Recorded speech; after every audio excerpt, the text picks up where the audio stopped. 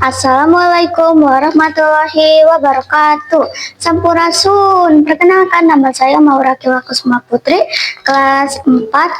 Saya dari tim Salara Salam Literasi Anak Kias. Saya bersekolah di SD Yayasan Atikan Sunda, Hiji Pasir Letik, Kecamatan Cimenyan, Kabupaten Bandung.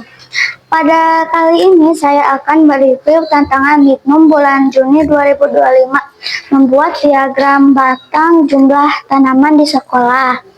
Diagram batang adalah bentuk penyajian data berupa persegi panjang atau bentuk batang.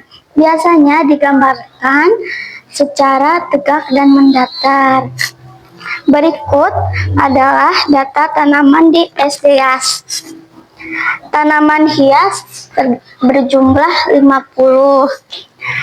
tanaman bunga berjumlah 15, dan tanaman obat berjumlah 10. Berikut adalah penyajian diagram batang.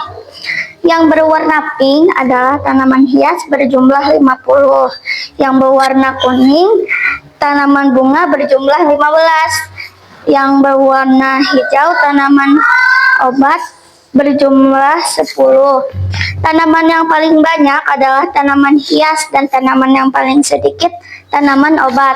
Wassalamualaikum warahmatullahi wabarakatuh. Salam literasi anak Kias.